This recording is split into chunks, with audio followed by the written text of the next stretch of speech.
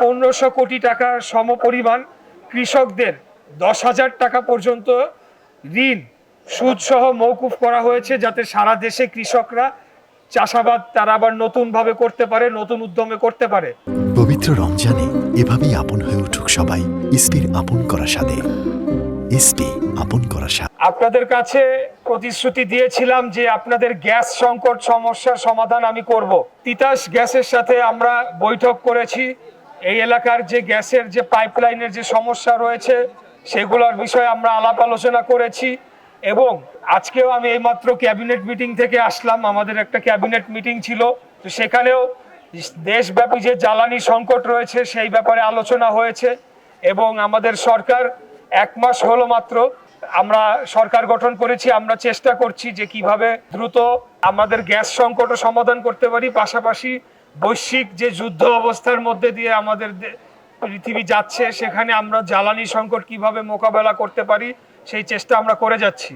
কঠোর নির্দেশনা ছিল যে দ্রুত যাতে আইন শৃঙ্খলা পরিস্থিতি উন্নয়ন হয়।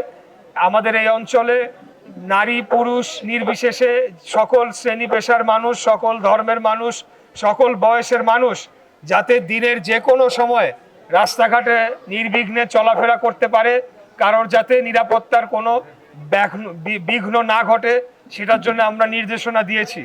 যে সকল রাস্তা বিভিন্ন জায়গায় খানাখন্দ রয়েছে, বিভিন্ন জায়গায় ভাঙাচোরা অবস্থায় রয়েছে, সেটা দ্রুত রিপেয়ার করার, মেরামত করার নির্দেশনা আমি দিয়েছি। আমরা মাত্র 1 মাস হলো সরকার গঠন করেছি।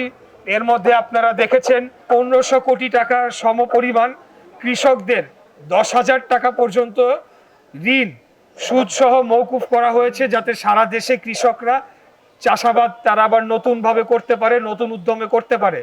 এরপরে আমাদের ফ্যামিলি কার্ড যে কর্মসূচি সেটার উদ্বোধন করেছে আমাদের মাননীয় প্রধানমন্ত্রী দেশনায়ক জনাব তারেক রহমান এবং পর্যায়ক্রমে সেটা আমাদের এই ওয়ার্ডেও আসবে এবং যারা এটার জন্যে মানে যোগ্য, যারা আগে প্রাপ্য তাদেরকে আমরা আগে দিব। আমরা দলীয় কোনো পরিচয় বিবেচনায় নিব না। আমরা যারা প্রাপ্য, যারা এটার জন্য কোয়ালিফাই করবে তাদেরকে আগে আমরা ফ্যামিলি কার্ডটা দিব। আমাদের শহর পরিষ্কার পরিচ্ছন্ন রাখে তাদেরকে ঈদের জন্য 5,000 টাকা উপহার দেওয়া হয়েছে।